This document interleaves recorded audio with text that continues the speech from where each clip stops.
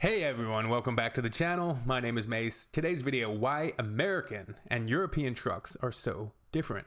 I think this will be fascinating. I always had a special spot in my heart for trucks. My dad ran a trucking company in the 90s, and it was always cool being at work or going on trips, being in the cab. I always just thought trucks were the coolest things, you know, these big units. I'm interested to see what the differences are, if it's purely down to like hauling power, horsepower, torque, cab over trucks versus like your traditional Freightliner, you know, American type of truck versus a European style. Let's get into it. Trucktopia. Let's check it out. Why European and American trucks are so different.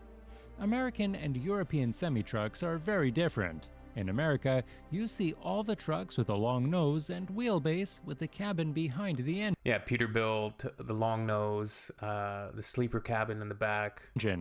Whereas trucks in Europe are cab-over trucks where the cabin is above the engine. But why are they so different, and what are the advantages and disadvantages? Let's take a look at it. Livable. One of the reasons why the American trucks have... Yeah, some of them are so nice. You'll see content creators who are truckers, and they'll be like, they're showing their setups, right? They're playing video games, and they're cooking stuff, and they're sleeping in a nice, comfortable area, and they're super nice. Bigger cabs is that owner-operators are very common in the US and not so much in Europe. These people own their trucks and pretty much live in them for months at a time. Because they spend so much time, and some have to live in the cabin, these cabins are quite a bit larger and have more features in the cabin, such as a fridge, microwave, freezer, wardrobe, large bed, windows, and some even have their own toilet. Owners modify their trucks to include huge living compartments, something not so common in Europe. It is, of course, also possible to spend several days in a truck with a cab over, but the comfort is just not nearly as high. Seems to me the cab over trucks wouldn't even have, there's no space to have a cabin. Wide roads. Much of an American truck's life is spent on the interstate system, where the lanes are wide and the roads are straight. For that reason, the long wheelbase of the truck is acceptable and typically makes the ride much more comfortable. Considering they are allowed to drive up to 12 hours every 24 hours, whereas European truckers can only drive 9 hours, that extra comfort... I feel like when they say they're only allowed to drive 12 hours, I feel like that would probably get broken a lot. Is that even accurate, 12 hours? I would think it would be longer than that. Is important. European semi-trucks are lighter and have shorter wheelbases, which makes them significantly easier to maneuver. Essentially, they are more compact and easier to work with in traffic and urban environments, which is perfect for the narrow roads in Europe.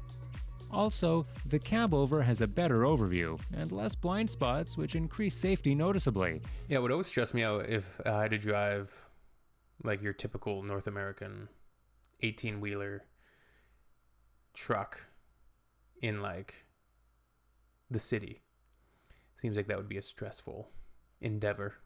I'd just be stressing out. Where the larger bonnets and A-pillars on the American trucks make it difficult for drivers to get a clear view of traffic. Strict regulations. Stricter regulations in Europe make for different trucks. For starters, a European semi-truck can only be 18.75 meters, or about 61 feet. Some countries have some exceptions, but generally...